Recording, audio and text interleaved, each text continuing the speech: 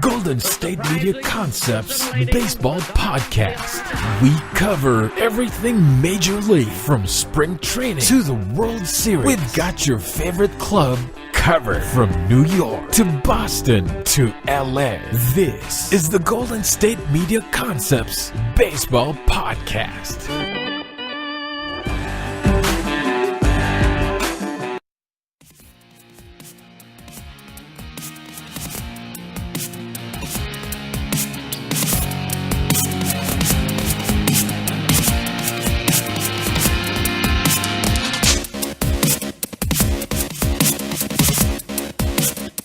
What is up? Welcome to the GSMC Baseball Podcast.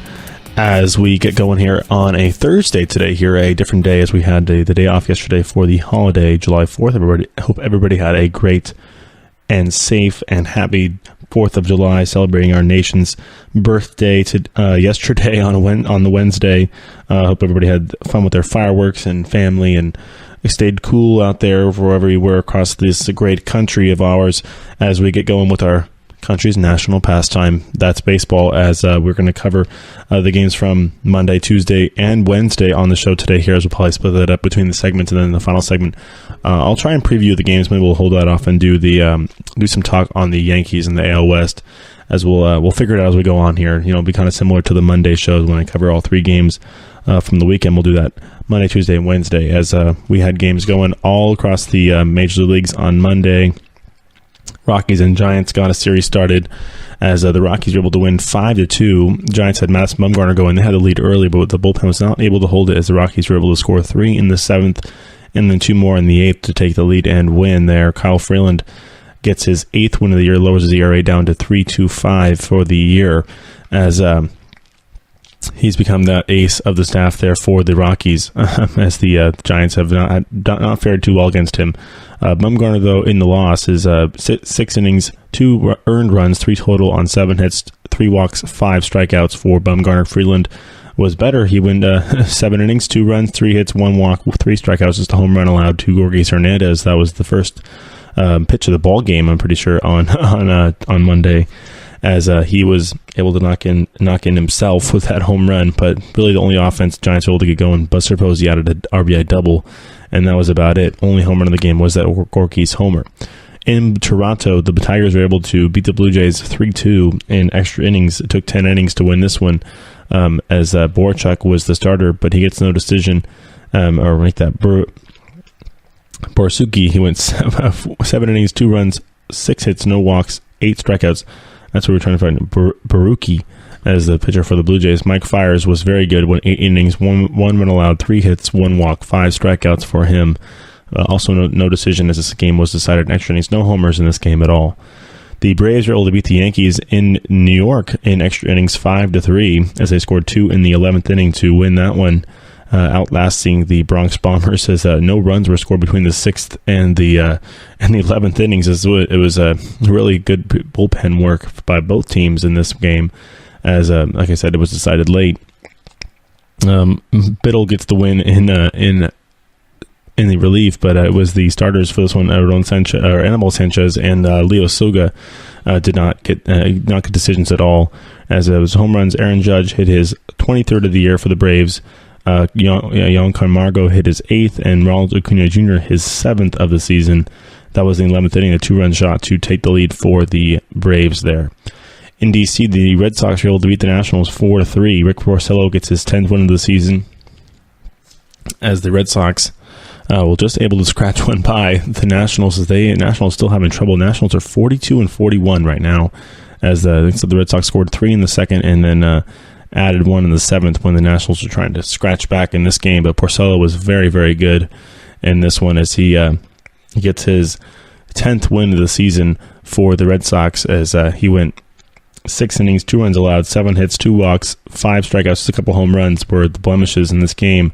Anthony Rendon hit his 12th of the season, and it was Daniel Murphy hit his 1st of the year for the Nationals. Bryce Harper added a home run later in this game, his 21st of the year.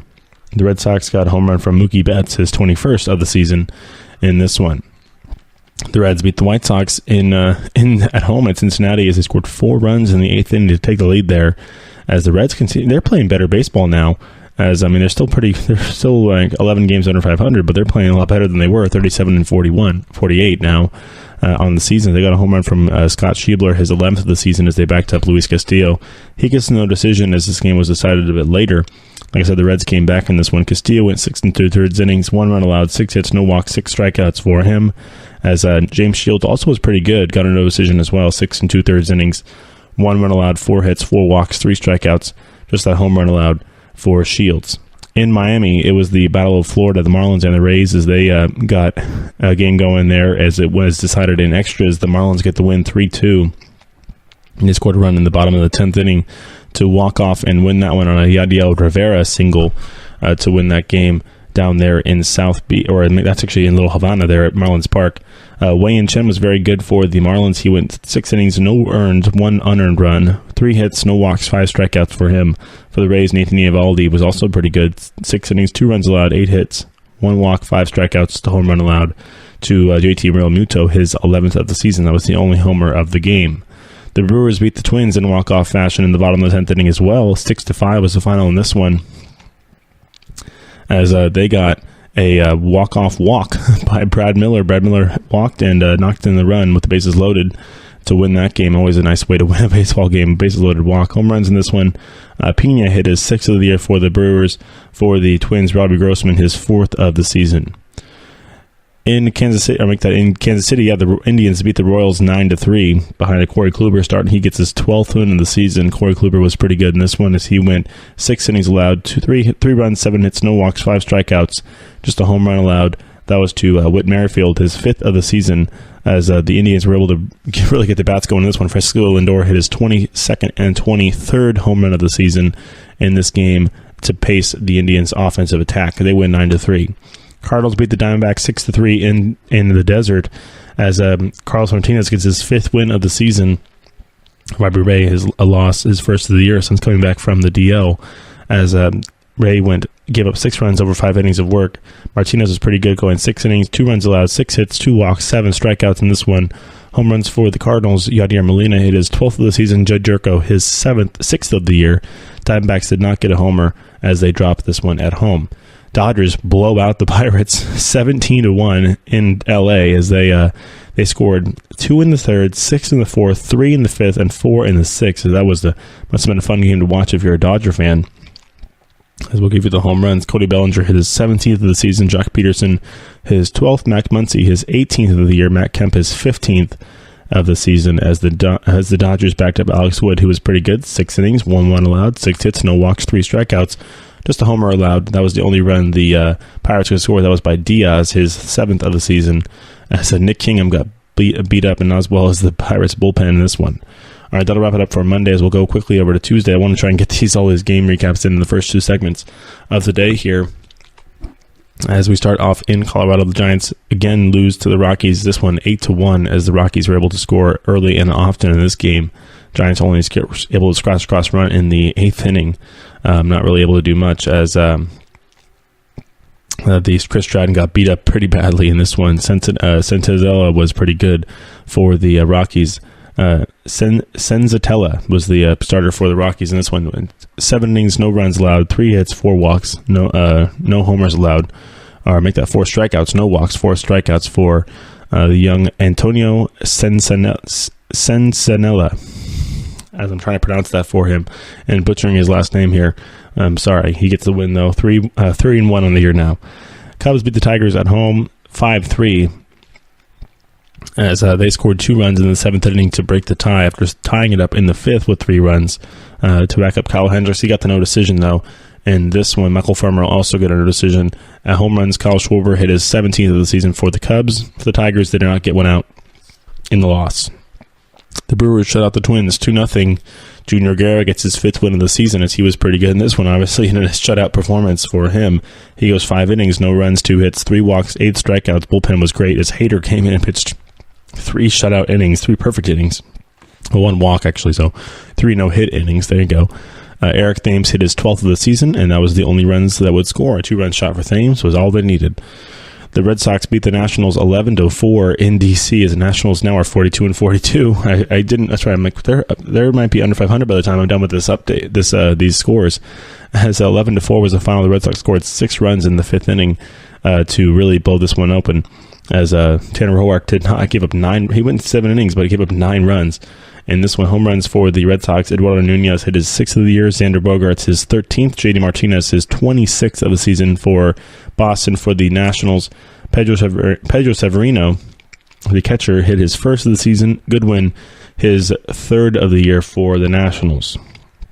The Yankees were able to avenge their loss the previous day and beat the Braves 8-5 in this one, as they scored in each of the first 4 innings. Actually, the Yankees did. The Braves tried to come back a little bit, but were not able to, as the Yankees extended the lead back out and made it 8-5 in the 8th. Looking at the home runs in this game, is knowing that ballpark, there was a bunch of them. It was Aaron Hicks hitting his 15th of the year, Giancarlo Stanton his 20th, and Kyle Higashioka his 2nd of the season. He hit just one earlier in the week, the rookie catcher for the Yankees, going long ball. For the Braves, Ender Inciarte his 6th, Ozzie Albies his 18th, and Nick Markakis his 10th of the season for the Braves. In Philadelphia, the Phillies were able to beat the Orioles 3-2 behind a nice pitching performance from Zach Eflin, his 6th straight win of the season for the Phillies. As the Orioles, in a close game, Alex Cobb actually gives them a nice little start, and he still gets the loss, as the bats were not able to really back him up at all in this one, as all the runs were scored within the first 4 innings of this game. The bullpens really took over and were able to pitch well. Eflin went 7 innings, 2 runs allowed, 5 hits, no walks, 6 strikeouts, just a home run allowed. That was to Mark Trumbo, his 11th of the season.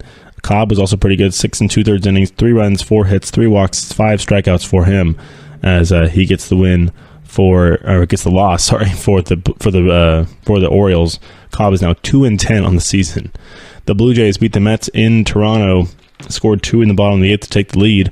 8-6 was the final there, as the Blue Jays did come back. They scored 5 runs in the bottom of the 7th inning after trailing in this one by a score of 6-1, as they came all the way back to win this game. Home runs in this one, Yervis Solarte hit his 16th of the season. Gurriel hit his 4th of the year for the Blue Jays. That's not Gurriel on the Astros. This is Lourdes Gurriel Jr., the shortstop for the Blue Jays, hit his 4th of the year for Toronto. And then for the Mets, they got home runs from Devin Mesoraco, his 8th of the year, Astrobo Cabrera his 15th, Wilmer Flores his 7th, as they were not able to hold on in this one. The White Sox beat the Reds 12-8 in the 12th innings. It was 8-8 going into the extra innings. The White Sox scored 4 runs in the 12th inning to win this one. In interleague play, home runs in this game, Scooter Gennett hit his 14th of the year, and Eugenio Suarez his 17th, and Adam Duvall his 13th of the year. For the White Sox, Palka hit his 2, his 8th and his 9th of the season. That's Garcia. No, that's Avisail Garcia hit it 2 as well, his 6th and 7th of the season for the White Sox in the win. The Rays beat the Marlins 9-6. As that game took 16 innings to play. In this one, they both scored. The Rays scored 5 runs in the top of the 6th inning. It was 4-4 going into this game. As like I said, the Rays scored 5 runs in the top of the 16th inning to take the lead there. The Marlins scored 2 of their own in the bottom half of the 16th, not enough to tie the game back up. Home runs in this one. It was no home runs in the game for the Marlins. For the Rays, Wilson Ramos hit his 12th of the season in this one. As very interesting, a lot of the Rays used 9 pitchers to win this one. As they got a bunch of good little performances from their bullpen.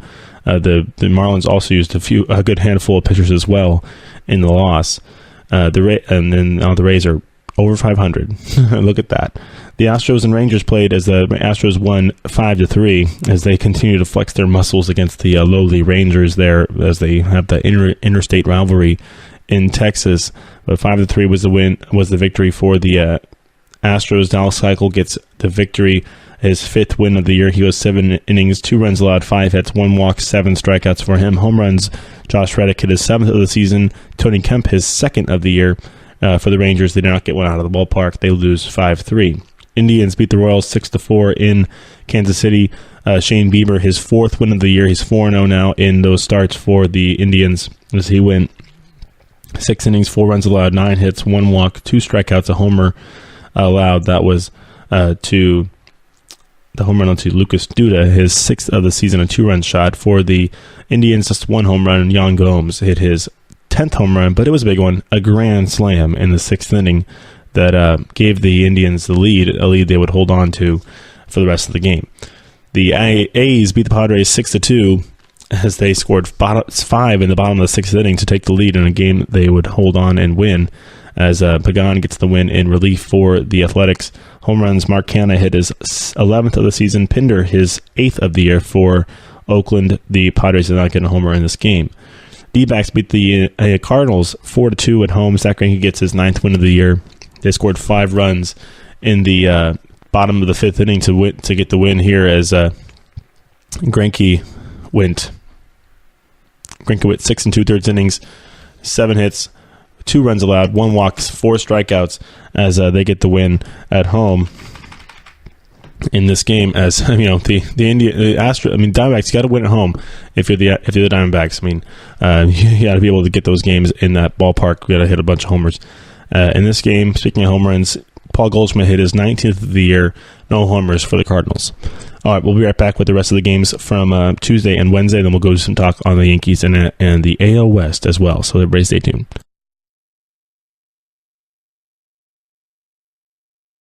This is your ultimate stop for everything sports. The Golden State Media Concepts Sports Podcast. Should I say more? From the NFL, MLB, the NBA to MMA, it's all in here. The Golden State Media Concepts Sports Podcast. Listen now.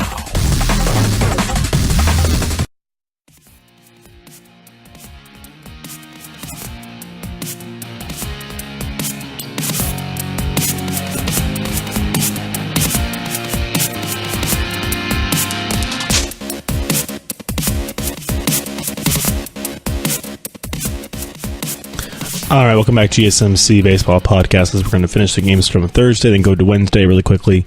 In the second segment today, Mariners beat the Angels 4-1 in Seattle as the Angels continue to fall down. They're going to be under 500 by the time I'm done with this segment as well, probably. Looking at the standings, so I got a cheat sheet on here. The Angels Blues. They actually won on Wednesday, so we'll come to that really quickly. All right, so 4-1 was the win in Seattle for the Mariners on Tuesday. Sorry to be a little confusing right there, but the Tuesday the Mariners won 4-1. Wade LeBlanc gets his 4th win of the year. He's very good for the Mariners. 7 innings, 1 run allowed, 3 hits, 1 walk, 4 strikeouts, just a home run allowed to Alderton Simmons. His 6th of the season was the only blemish really for LeBlanc. For the Mariners, they got a home run from Nelson Cruz, his 22nd of the season. The Angels had Andrew Heaney go. He was a tough luck loser as he was pretty good over 7 innings, 3 runs allowed, 5 hits, 2 walks, 10 strikeouts for Heaney in that one, but he gets the loss. And the Dodgers beat the Pirates 8-3 in LA as they finish off the sweep of that series, as the Dodgers win 8-3 behind a Clayton Kershaw start in I should have to finish out the sweep. It's Tuesday, Tom. They actually did sweep the series, but we'll get to that eventually. Dodgers win 8-3. Kershaw gets the win, his 2nd win of the year, as he was pretty good in this one. 6 innings, 2 runs allowed, 4 hits, no walks, 2 strikeouts for Kershaw. He's been kind of changing his ways a little bit, seemingly. Looking like it's going to be a situation where, we'll see if the Dodgers want to ease him back a little bit more. He only went 6 innings in this one. How many pitches did he throw?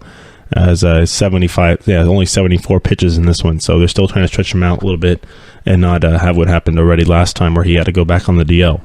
As far as homers go, Jock Peterson hit his 13th of the year. Mac Muncy at 2, his 19th and 20th, fastest guy at bats-wise to 20 home runs for the Dodgers. And then Chris Taylor hit his 10th, Yasmani Grandal his 12th, and Kike Hernandez his 15th. The Dodgers, they continue to turn that park into such a small little ballpark in LA when it gets hot. David Freese hit his 5th of the year for the Pirates, but the Dodgers, they just hit a lot of fly balls, and they just sail on out of there at a place that was supposed to be pitcher's ballpark, but turning into a hitter's park very quickly. All right, on Wednesday, the Rockies beat the Giants. They sweep the Giants now in Colorado. There, 1-0 was the final. Tyler Anderson was the winner, and this one was very good against the Giants. 8 shutout innings, 2 hits, 2 walks, 9 strikeouts for him as the Anderson continuing. I mean, now look at the pitching for the Rockies. That's where it kind of gets them. Whether if Anderson and Bettis and Kyle Freeland can really turn it on, they could be just fine.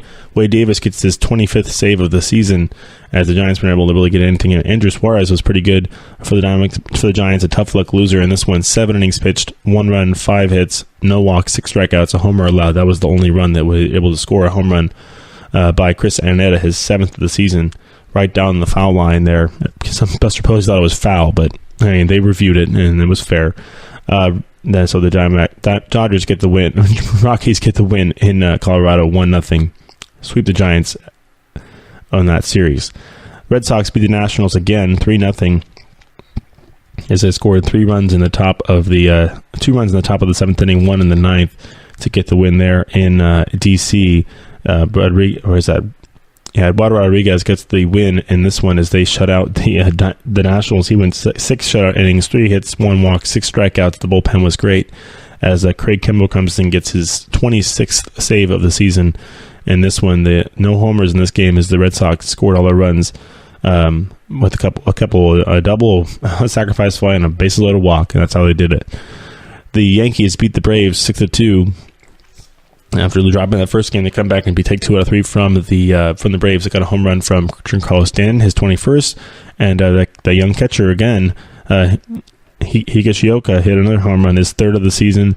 Judge, his 24th of the year for the Yankees, as they were able to use the long ball to get the win again. 6 innings pitched for Sabathia. He gets his 6th win of the year. 2 runs, 5 hits, 3 walks, 5 strikeouts, the home run allowed. That was to Camargo, his 9th of the season for the Braves. The Marlins shut out the Rays 3-0 in Miami as Rusinski gets the win for the Marlins. I got to just give myself a second to pronounce these words. In relief, actually, Urena got the start for the Marlins as he went 5 shutout innings, but this game was decided a bit later. The Marlins scored 2 in the bottom of the 6th inning to take the lead there. They would hold on. Home runs in this game by JT Riddle, and that was in the 8th inning to really add on to that game there. His 5th of the season for the Marlins as they get the win there against the Rays. The Cubs beat the Tigers 5-2 on Wednesday as Jose Quintana gets his 7th win of the season, as he was pretty good in this one. It was decided pretty late, actually. As the game was tied into the 6th inning, the Cubs scored a run in the bottom of the 6th and then 2 more in the 7th to take the lead. Quintana went 6 innings, 2 runs allowed, 5 hits, 3 walks, 4 strikeouts, a couple home runs allowed. One to Nick Castellanos, his 14th, the other to Hicks, his 8th of the year for the Tigers. The Cubs got a home run from Bott, his 1st of the year, and Wilson Contreras, his 7th of the season. That was a young third baseman for the Cubs that hit the homer, David Bott, as he's come up and is making his, I don't know if it's his debut or he's just making a little appearance there, as the Cubs did have to put Chris Bryant on the DL. But they get the win. 4-1 was the victory for the Phillies in Baltimore as they beat the Orioles again. Aaron Nola gets his 11th win of the season. They scored 2 in the 5th and 2 in the 7th to take the lead there and hold on to it, as Nola went 7 innings, 1 run allowed, 7 hits, 2 walks, 9 strikeouts for him. The only home run of this game was a Nick Williams 2-run shot off of Hess in the 7th inning to extend that lead out for the Phillies. The A's beat the Padres 4-2 in Oakland, as they get another win, as the A's are now 9 games over 500, by the way, as they get a win late in this one. It was tied 2-2. They scored 2 in the bottom of the 8th to take the lead against the Padres. Manaea was pretty good, went 7 innings, 2 runs allowed, 4 hits, 2 walks, 1 strikeout, a homer allowed in this one. That was to Carlos Villanueva in the 2nd inning, but the A's were able to come back and back him up. He gets no decision, but still get off the hook, as the A's did not hit a homer in this game. Shocking, but it was it was another great performance from Stephen Piscotty with 3 doubles in this game. It was 3 for 4 with 3 doubles and 3 RBIs for Piscotty, really the big hitter for the A's in this one. The Angels were able to come back and avoid the sweep against the Mariners. They beat Seattle 7-4, as there was a bunch of scoring in this game. Throughout the game, the Angels were able to get runs in the 2nd, 4th, 5th, 6th, and the 8th to spread out their attack. Garrett Richards gets the win in this one. Garrett Richards, he went 5 1/3 innings, 2 runs allowed, 3 earned, 4 hits, 1 walk, 8 strikeouts. That's not going to cut it. I'll get there in the next segment. It's not going to cut it. It's just not. Not against a team like that. I know the Mariners are good. He gets the win, but a rare win where you do allow 3 total runs, 2 earned, 4 hits. How many pitches did he have in 5 1/3 innings pitched? We're going very deep. Only 80 pitches. He must have been in trouble to tick him out of the game like that. For the Angels, they got a home run from Cole Calhoun, his 5th of the season for the Mariners. Corey Seager hit his 16th. Brian Healy, his 17th of the year for Seattle.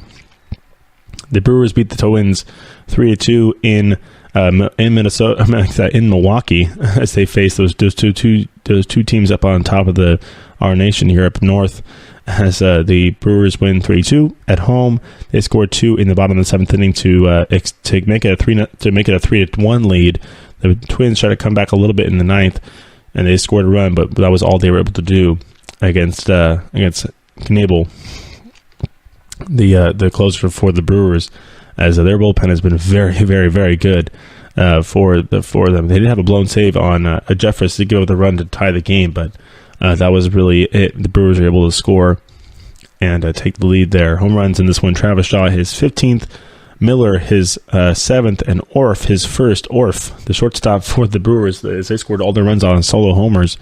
Nate Orf, his 1st homer of the season for the Brewers. The Twins got a home run from Eduardo Escobar, his 13th of the season for Minnesota. The Astros able to beat the Rangers in extra innings. They scored a run in the top of the 10th inning to take the lead there, and they would hold on in the bottom half to win, as Mike Minor was the starter for the Rangers, got the no decision. For the Astros, Garrett Cole went 5 innings, 4 runs, 8 hits, 2 walks, 7 strikeouts, a home run allowed, as he also gets a no decision in this one. Home run for the Rangers, Sin-Soo Choo, his 16th of the season. For the Astros, Josh Reddick, his 8th, and Yuri Gurriel hit his 5th of the season for the Astros. The Mets beat the Blue Jays 6-3 in Toronto, as it scored 5 runs in the 5th inning to take the lead there and win that one, as it was the homecoming for Jose Bautista, coming back to Toronto for the first time. He got a nice ovation earlier in the week. Marcus Stroman gets another loss. He's now 1-6 after giving up 6 runs over 4+ innings. The Mets got a start from a name that's not Roy Oswalt, is it? It's Corey Oswalt. I'm like, there's no way. I see Oswalt on there. It's Corey Oswalt. Goes 4 innings, 2 runs allowed, 5 hits, 1 walk, 2 strikeouts. Not enough for a decision, but nice little start there for the Mets. They got a home run from Todd Frazier, his 10th of the season, a 2-run shot. The Blue Jays, Kendrys Morales hit his 9th of the season, off of Oswalt in that game. Not a solo shot for Morales. In Cincinnati, the Reds beat the White Sox 7-4. Romano gets the win in this one, and beating Covey, as the Reds were able to score 6 runs. Before we know it, the Reds are going to be 500. They scored 6 runs in the bottom of the 4th inning, as they were able to really get those bats going there, as they did not hit a homer, but were able to really string together some hits and get those runs scored. Makata hit his 11th of the season for the White Sox. Palka his 10th in the loss, both off Romano, though, as the Reds were able to come back and win that one 7-4. Dodgers beat the Pirates. They sweep the series. Rich Hill gets the win in LA. 6-4 was the final, as the Dodgers again, they didn't use the long ball this time, but the Dodgers again getting the win, as they have really now only a half game back at first place, as we were like, oh, the Dodgers are done. Nope, they're not done. It's only halfway through the year, and they're already back up into conceding for first place, as Rich Hill went 5 innings, 2 runs allowed, 4 hits, 1 walk, 5 strikeouts for him, no homers allowed, as the only homer for the Pirates came later in the game. Polanco hit his 12th of the season for Pittsburgh. in Kansas City, the Royals were not able to hold off the. Were not able to come back against the Indians. The Indians were up 3-0. The Royals tried to come back, and they were not able to, as they lose 3-2. In this one, the starter for the Indians was very good. It was Trevor Bauer, 7 2/3 innings, 2 runs allowed, 7 hits, 1 walk, 8 strikeouts for him in the win. The home runs in this game were non-existent. In the final game of the day, Cardinals beat the Diamondbacks 8-4 as Miles Mikolas gets the win for the Cardinals. They scored 5 in the top of the 7th inning to really break that one open to take the lead, as home runs in this game were all from the Cardinals. Munoz hit his 4th of the year, and then Yadier Molina his 13th of the season, as they backed up Mikolas, who was very good. 6 innings, 2 runs allowed, 7 hits, 4 walks, 3 strikeouts for him, his 9th win of the season, as he could be on his way to DC as well later this month. All right, that'll wrap it up for this segment and for the recap, as it was a perfect timing right there. As we'll come back in the third segment and do some talk on the Yankees AL West and whatever we want to do in the middle segment before we preview the games for Friday, Saturday, and Sunday, as we'll be back on Monday for another edition of the GSMC Baseball Podcast, as we'll skip tomorrow and come back on Monday. As I have my other shows to do. If you want to listen to me more, I have my technology podcast and my fantasy football podcast tomorrow on Friday, as we switched up a little bit with the day off. So we'll be back in just a moment after the break, and we'll talk about some stuff going on in the league. Stay tuned. Tired of searching the vast jungle of podcasts? Now listen close and hear this out. There's a podcast network that covers just about everything that you've been searching. Hey! The Golden State Media Concepts Podcast Network is here. Nothing less than a podcast bliss with endless hours of podcast coverage. From news, sports, music, fashion, cooking, entertainment, fantasy, football, and so much more. So stop lurking around and go straight out to the Golden State Media Concepts Podcast Network. Guaranteed to fill that podcast itch. Whatever it may be. Visit us at www.gsmcpodcast.com. Follow us on Facebook and Twitter, and download us on iTunes, SoundCloud, and Google Play.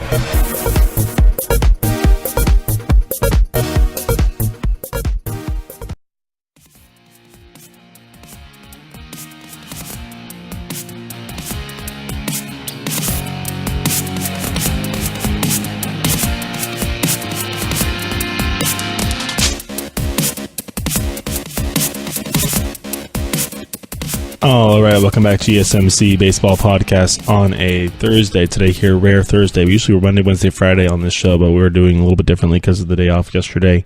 I wanted to get to the games from Monday, Wednesday, and Tuesday, not be settled with all 4 games. We'll be here for a while going over those scores. But as far as it goes for the week, we had a nice week in baseball. Yankees were able to get 2 out of 3 from the Braves. The Braves scored the first game run, but the Yankees. I'm gonna go with my rant again about that park in New York. That Yankee Stadium is it's too small. It is way, way, way too small. It's taking out the fun of the game. Pitching, these guys are fly ball strikeout pitchers a lot of these times, and they're making good pitches. Aaron Judge, and they're making good pitches to him on the outside corner, making him reach for balls. If I were a pitcher, I'd be like, are you kidding me? This is my livelihood. This is my ERA. This is my home runs allowed ratio and everything. This is hurting me. I'm making good pitches on the off the plate away on the outside corner, and he's just reaching out and poking them, and they're just sailing over that short. If anything, raise the fences. Keep the distances the same. Just raise the fence. It's probably harder to raise the fences, honestly, because you got to rate the stands. You got to go up them too. But it's absolutely insane. If I were a pitcher, I'd be like, this is a joke. This is a joke. If you're a Yankees pitcher, you're like, you probably aren't that happy about it, but they don't really care. They know that your ERA is probably going to be ballooned up a little bit. They have the backup to do it. They have the hitting to do it, to back it up, because they know that if you give up a little pop-up homer, they can hit 2 more pop-up homers the next inning. I don't think I've seen. They hit plenty of good homers, but I've never seen Gleyber Torres hit as many balls in the gap. They'll be just doubles. He's a doubles hitter, but he's playing at the right park that they sail over the fence, so now he has 15 home runs. That's just the way it is. If he plays at most parks. He plays at Fenway, plays in AT&T Park in San Francisco. Not the best example because it's such a pitcher's park, but still, Seattle, a lot of different places. Seattle, I can keep going. Marlins, maybe the Rays. The walls are a little bit higher there. I mean, these balls would not be going out. They'd be hitting the wall. They'd be in the gap. It's a double. He's hitting line drives into the gap, and they're going over the fence because it's so the way that the stadium and Yankee Stadium is configured. The power alleys are still really shallow too, and those walls are probably 7.5. They don't even look like the full 8-foot walls. They look like little 7-foot or 7.5 foot walls. I mean, it's just ridiculous how they're able to hit little line drives. I'm like, that got out. There's like no room. There's no room in right field. Right field, it's 315 down the line, and straight away right's like 335, and then maybe it gets a little bit deeper, 385, and then it's 408 in center field. But there's also a jet stream that goes out to right center field as well. So if you get the ball up in the jet stream, it'll freaking go too. So it's just, I got on my soapbox for a little second there because they hit a lot of home runs yesterday. Or on Tuesday, actually, they hit a lot of home runs, and I haven't looked at the highlights quite yet, because believe me, they do hit their fair share of bombs. Believe me, they do that. Stanton and Judge and Sanchez and Didi Gregorius, Greg Bird. But, I mean, you have Torres and even Judge sometimes just flicking the ball, just opposite field. These opposite field homers are just ridiculous, because they have right field, and all they have to do is hit a pop-up, and it will sail over the fence in right field. I've never seen so many can of corn routine outs look like they're routine outs off the bat, and then just it's a run. It's a whole run. I mean, I've seen watching the Giants this year, being a Giants fan, I've never seen Andrew McCutchen hit so many line drives at people, hard hit balls, like what's considered a hard hit ball in within the state, with all the metrics now and everything. It's anything over 95 miles an hour off the bat is a hard hit ball. I think McCutchen's probably hit 15 of them into outs, line drives into outs. I mean, yeah, why don't you hit that? And he can't think is even if he hits that hard hit ball up in the air like they tell you to now, he's still going to get an out because he plays at AT&T Park. He plays at AT&T Park. I mean, yeah. The Giants just move the fences in. Well, the right field fence is short, but it's tall. It's 315 to the line, but it's a 24-foot high wall. Amazing. But the Red Sox, they have a short fence in right field. They're only like 308 to the line. Yeah, but it's 308 to the line. But then, have you seen the wall? It's parallel to it's almost parallel to the foul line. The wall behind the line. It juts straight back out to a corner where it goes to like 360 out in straightaway right field where the bullpens are. So don't even start me with that. But Angels Stadium, same way. There's not one park in Major League Baseball that has a 315 down the line and a short fence like that doesn't either jut back or have a tall wall. I mean, look at all the fences. I mean, Camden Yards, Pittsburgh, AT&T Park. I'm trying to think of more of the tall. Philadelphia. They all have abnormally tall. I mean, taller than normal walls. And I mean, it's left field for some parks too. In Cincinnati, in Houston, of tall walls. Colorado, same thing in right field, a tall wall. Just what? We let them keep the fence because they wanted to keep the same dimensions as the stadium they built when it was the dead ball era. They built Yankee Stadium, the first one, when they didn't know if they were going to be able to hit home runs. They had one guy who could hit home runs. His name was Babe Ruth. That was it. That's all they had. They had one guy who could hit home runs. That's why it's called the house Ruth built. Let's make a short porch in right field for our power hitter. And then when they built the new stadium, like, we just want to grandfather our old stadium dimensions into this new stadium when you have bigger guys, faster pitching, better training, better mechanics, sabermetrics, all that stuff, which is going to lead to just more and more and more home runs. It's just ridiculous. It's ridiculous. If I see Aaron Judge hit another out for a home run, because it's the difference. It's an out. It's OUT out. It's not like, it's a lean. Like, I mean, a diving play. Oh my gosh, what a great play by the outfielder where you give up a P-Rod off the bat. It was a bad pitch, and you get a line drive. That's just baseball for you. You can make a terrible pitch right on the middle, and the guy can hit it absolutely on the screws. But if he hits it at somebody, he's out. But if you make a really, really good pitch, you get it on his hands and you jam him, or if you get it on the outside corner and he's reaching for it, but if he gets it up in the air and the wind's blowing the right way and you got a short fence in right field, Oh, who gets the good thing out of that? Who gets benefit out of that? Oh, the hitter does. Because you made a good pitch. He barely got contact on it. Got it up in the air. Good job for him. Got it up in the air for an out, usually. Pop-ups, short fly balls, even long fly balls for outs. But no, just flutters on over the wall because it's only 315 feet away. It's just ridiculous. At least make it taller. At least make it taller, please. Just ridiculous. Absolutely ridiculous. Yankee Stadium. You've seen teams bring in the walls because it was really hard to hit home runs. You've never seen anybody lengthen the fence because it's just too easy. It's way, way, way too easy. And honestly, I know the Yankees have all the bats, they have all the power, and they have everything like that, but they don't have that. Their pitching is susceptible. Sonny Gray is susceptible. CC Sabathia has pitched there long enough where he actually knows how to pitch there. He gets ground balls. Tanaka, susceptible. Leo Siga, I don't know. They'll figure him out eventually. He's young, so he's getting a little bit of a reprieve. The only guy they have is Severino, really, who's lights out. Everybody else is kind of, they're going to do this. How are they going to do this start? I don't know.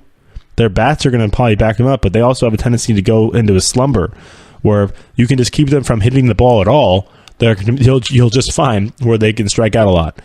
All right, and then speaking of the other team I wanted to bring up, which was in the AL West, the Astros have the ability to do that. They have the ability to do that. You were up 3-1 against the Astros last year, and the Yankees didn't really do that much. But why were you up 3-1? Because you were able to hit, and you had your top of your rotation pitching, and you were able to get a good lead. Then you have guys coming on short rest in the playoffs, and they blow leads. They blow a 2-game lead in the LCS. You stop hitting your home runs. They start hitting the home runs, and you lose. So if you don't want that to happen again, you better shore up that rotation. I think they're going to need at least one arm, and the problem is they're probably going to get one because they have the bullets to use in the farm system to be able to make trades. They're prime ready to make trades, whether it's going to be a J Happ or it's going to be a Cole Hamels. I think a left-hander would be great because they only have one, I think, right now with Sabathia. That's it. So maybe a left-hander. I'm not saying great. I mean, honestly, I would like to see the Yankees tumble, but I mean, because their pop-up homers just piss me off. Honestly, yes, they hit plenty of long home runs too, but I've never seen Gleyber Torres, a guy who's a rookie. Check him for roids. Seriously, hit so many line drives that would be doubles. Line drives. Like a doubles hitter would hit normally, that got over the fence in right center field at Yankee Stadium because it's only 360 feet away. Not even. And it's jet stream. Line drives. Just great for him using the opposite field approach. You got to honestly give him all the credit in the world because he's been able to take advantage of a short joke ballpark. And all I could do was complain about it. Hopefully the Astros with their bowl. I mean, look at the Astros rotation. And look at the Yankees rotation. Do you think the Yankees can beat the Astros in a 7-game series? I don't think so. You only get Severino one time. They're going to get to Gray at least one of the times that he pitches. They're going to get to Sabathia probably one of the times he pitches. They're going to get to Tanaka one of the times he pitches. Who else you got? They have Verlander. You're going to get him twice. They have Garrett Cole. You're going to get him twice. They have Charlie Morton. You're going to get him twice. McCullers twice. They only need 3 starters in the playoffs. They have 4. Maybe even 5 with Keuchel. So pick your poison there, Yankees. I know you're going to try and blast everybody out of the bullpen, out of the playoffs, but it's not going to work. It's not going to work. Chris Hale is too nasty. David Price, I know you hit him last time, but he can be nasty too when he doesn't give up pop-up home runs. I mean, that game was... He wasn't making bad pitches. I mean, there were a couple bad pitches in that game where he got blown up in the first inning against the Yankees last week, but they weren't all bad pitches. There were some good pitches there, and they just went with it and were able to hit a fly ball that barely got over the wall in right field. That happened. Aaron Hicks hit at least 2 of them. I mean, center field shots, it was a hot night in the Bronx. It was like 94 degrees. They were hitting fly balls that were sailing out of the park. I mean, every game in that series was a blowout. You had 11-0, 8-1, or no, I think it was 8-1, 11-0 Red Sox win, and then 11-1 Yankee win. So I mean, Whether we're going to see that more often, fortunately, a couple of those games that they play each other in the playoffs this year are going to be at Fenway Park. The Astros, we've seen what they can do. They have the bats. They have the power to do it all. They can actually pitch too. So I think I would take I think the Astros are still the team. We're forgetting about them. Them and the Indians. You know what? We give all the hype to the Yankees and the Red Sox. Watch both those teams be done before watch the LCS be Indians, Astros. Just watch. Because one of those teams is the Yankees, Red Sox is playing the wild card game. We already know about that. One of them is playing in the wild card game, and whether they play the Mariners, probably the Mariners in that first wild card game, it'll be probably Mariners will get the second wild card. It'll be at Yankee Stadium or wherever it's going to be, or your Fenway Park. Whoever is in for ends up winning that division is going to be sitting. Whoever wins the division is going to be sitting pretty, because I don't know if they're going to have the best record in the league. The Astros might have that because then it'd be great to see if the Yankees play in the wild card game, win the wild card game, then the Astros have the best record in the league. Then now you get the Astros in a 5-game series, 5 games, not a 7-game series. You got 5 games to beat them. Actually, last year they would have beat them in a 5-game series, so that's interesting to think about that. But then it would be Red Sox, Indians. And I bet you the Yankees actually win that series. I don't know. We got a lot of baseball to play. We don't want, barring any injuries, obviously, this is all speculatory. We haven't made to the All-Star break yet. Next week, we're going to do a big All-Star break show. I've come to the end of this segment. We're going to come back in just a moment and talk about the games coming up for this weekend, Friday, Saturday, and Sunday. And we'll do that right after the break, so stay tuned. Want to know the latest in soccer? Then listen to the Golden State Media Concepts Soccer Podcast. From MLS, the World Cup, and the Premier League, we've got you covered. The latest updates, the hottest matches, and news on the league's top players. It's the Golden State Media Concepts Soccer Podcast. David Beckham scores the goal to take England all the way to the World Cup finals. Listen now.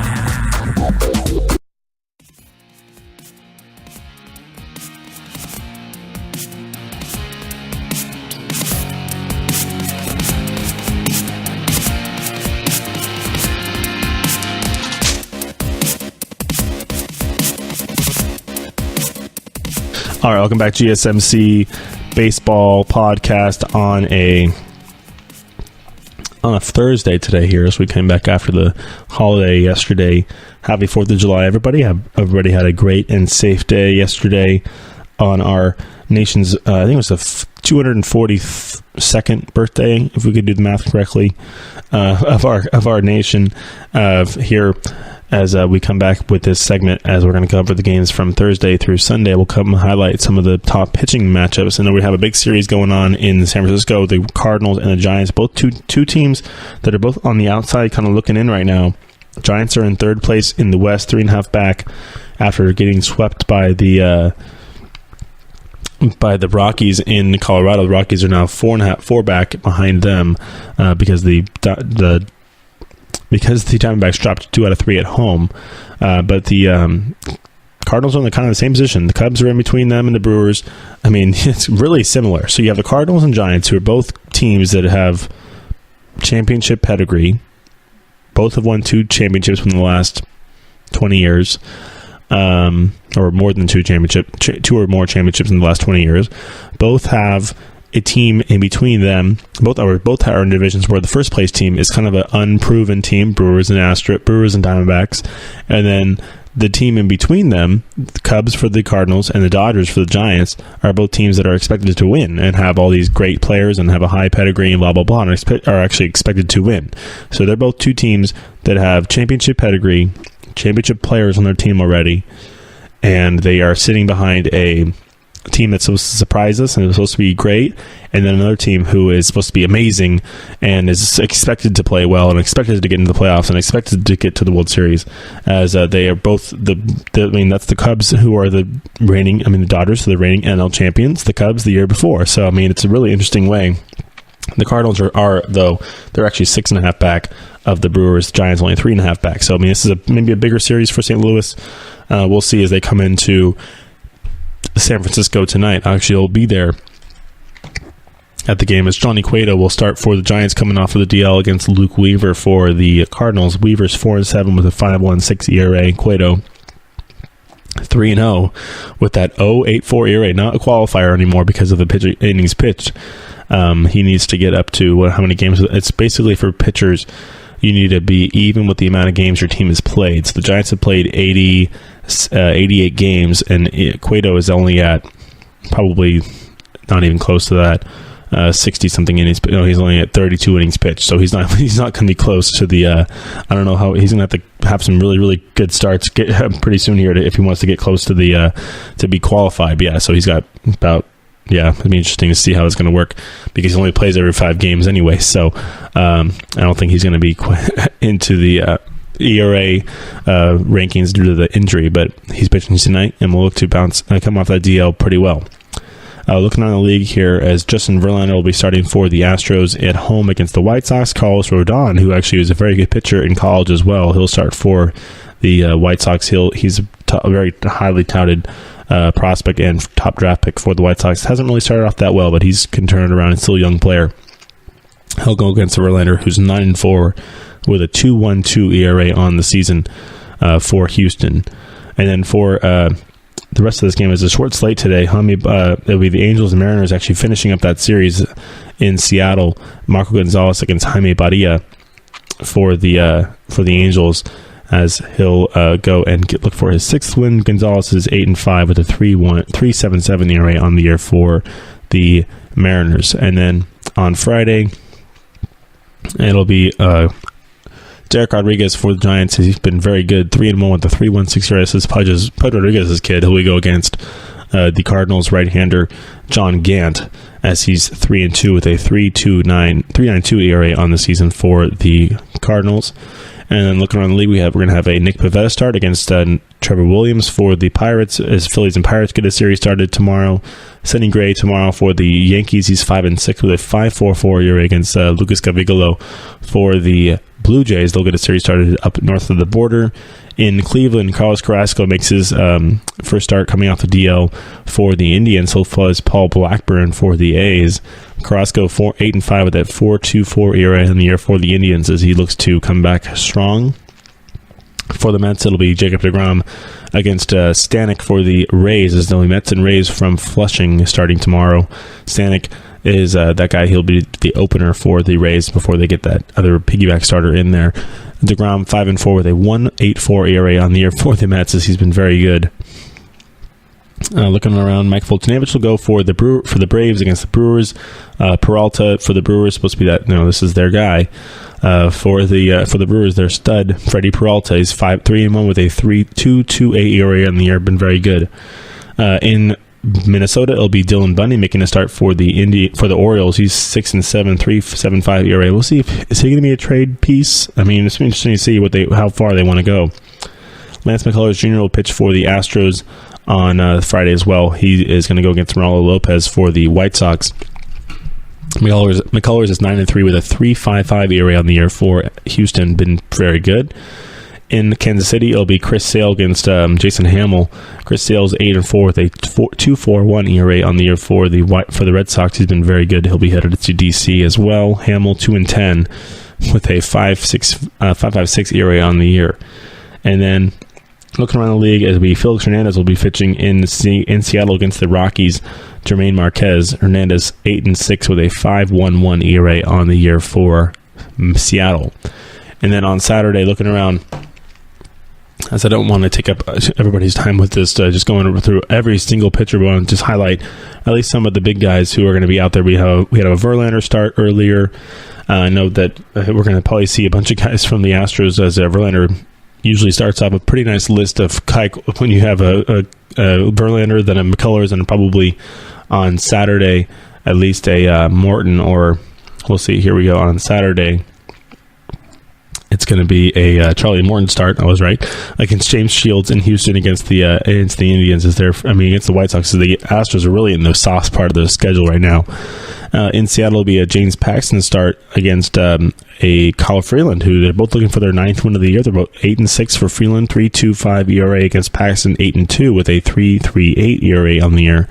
Very good. And then in Cleveland will be Corey Kluber against Edwin Jackson for the Athletics. Kluber's 12-4 with a 2.64 ERA on the year. Very nice for the Indians right-hander there in San Francisco will be Jeff Samardzija making a start off the DL. He'll pitch on Saturday against Carlos Martinez, who's also had his fair share of time on the DL as well. Martinez 5-4 with a 3.20 ERA. Samardzija 1-4 with a 6.56 ERA on the year. In between his stints on the DL. David Price will start in Kansas City against Price for the White Sox, Keller for the Indians. Price is 9-6 with a 4.28 ERA for Boston as he looks to lower that ERA down a little bit. Keller is 2-3 with a 2.09 ERA on the year for the Royals. He's been pretty good. In Toronto will be Luis Severino against Jay Happ. Severino is 13-2 with a 1.98 ERA. He looks to be the starter for the American League in DC in a couple of weeks. Jay Happ could be trade bait. Definitely the trade piece looking like teams need some help, especially for a good starter like that. He's 10-4 with a 4.03 ERA on the year for the Blue Jays. Max Scherzer will also get a start on Saturday as he'll face Wei-Yin Chen at home in DC against the Marlins. Scherzer 10-5 with a 2.16 ERA on the year. Chen 10-5 for Scherzer. Chen's 2-5 with a 5.55 ERA on the year there for the Marlins. And then on Sunday, the final day of the weekend, we'll look and have a big aces on Sunday. It'll be Madison Bumgarner for the Giants against Flaherty for the Cardinals. They'll finish up that series, that big 4-game series there. Jack Flaherty for the Cardinals is 3-4 with a 3.19 ERA. Bumgarner 1-3 with a 2.58 ERA on the year for the Giants. It'll be a start for Shane Bieber against Frankie Montas in Cleveland on Sunday, as both those guys look for their 5th win of the year. Michael Fulmer will pitch on Sunday against Austin Deepens-Jerks for the Rangers and Tigers out there in Detroit. John Lester will go in Chicago against Luis Castillo. That'd be a good little matchup in Chicago, early morning game. Well, at least out here. But Lester is 11-2 with a 2.25 ERA on the year, 5-6 with a Lester, and Castillo's 5-8 with a 5.53 ERA on the year for the Reds. And then Wade LeBlanc will go against Senzatella for the Rockies. LeBlanc's 4-0 with a 3.19 ERA. Senzatella's 3-1 with a 4.44 ERA on the year. And then in Arizona, it'll be Clayton Richard against Zach Greinke. Greinke's 9-5 with a 3.36 ERA on the year. Richard's 7-8 with that 4.46 mark on the year for him. All right, and then one more game. Red Sox. Rick Porcello's going for the Red Sox in Kansas City. He's 10-3 with a 3.57 ERA on the year. And then actually in Houston, Dallas Keuchel will get a start against Giolito. He's 5-8 with a 4.12 ERA. Keuchel is against Giolito, who's 5-7 with a 6.93 ERA on the year for the White Sox. Keuchel's still looking to right the ship a little bit. He might be that weak link in the Houston Astros. I mean, this is a guy who's won a Cy Young Award. He might be the weak link in that Astros rotation. Who'll end up getting dropped come playoff time. I mean, you definitely don't need 5 guys. I mean, you saw Charlie Morton be used in the bullpen. I mean, the playoffs, anything goes, honestly. Keuchel would be a valuable piece out of the bullpen for Houston, especially a left-hander can get ground balls. Definitely a valuable option there. All right, that'll wrap it up for the show today as we've gone over a bunch of stuff. I gave you another rant on the Yankees stadium, Yankee Stadium there in New York. I mean, it's a beautiful stadium, I'm sure, but it is too small. It's way too small for especially the guys they got playing for that team right now. But you got to give them credit. We'll see if it comes back to bite them maybe at the end of the playoffs. I mean, no, actually, was it yesterday? Or the day before? No, on Monday actually it did come back to bite him a little bit because of the fact that you had a home run by Ozzie Albies, or was it Acuna's homer against them on Monday? The home run, in the 11th inning, just barely got over the wall. I mean, literally, probably was a 320-foot home run over the wall in right field. So, I mean, you're right. That's the argument that people have been giving me is like, it's for both teams. I'm like, well, they play most of their games there. I mean, come on, you get 81 games there. You're going to get some advantages, but it does come back to bite you sometimes eventually. If you get a little cheapy home run like you had from Acuna, to win the game there in the 11th inning. Hopefully, for the Yankees' sake, it doesn't happen in the playoffs. But you never know; they might want to move the fences back themselves because they know they got the big. When you have Judge and Stanton and Gregorius, you don't need the fences that short. They'll hit it, and they'll hit it out anyways. Help your pitchers out and move the fences back. Maybe we'll see if that. I don't think it's going to happen, but I mean, actually, it might be a better argument that way. Anyways, all right, everybody have a good weekend. We'll be back on Monday. Actually, no show tomorrow, as we'll come back on Monday and do the recap for the games for Friday, Saturday, and Sunday. So everybody have a good weekend and stay safe and stay cool and enjoy some baseball. Talk to you later. Bye. You've been listening to the Golden State Media Concepts Baseball Podcast, part of the Golden State Media Concepts Podcast Network. You can find this show and others like it at www.gsmcpodcast.com. Download our podcast on iTunes, Stitcher, SoundCloud, and Google Play. Just type in GSMC to find all the shows from the Golden State Media Concepts Podcast Network, from movies to music, from sports to entertainment, and even weird news. You can also follow us on Twitter and on Facebook. Thank you, and we hope you have enjoyed today's program.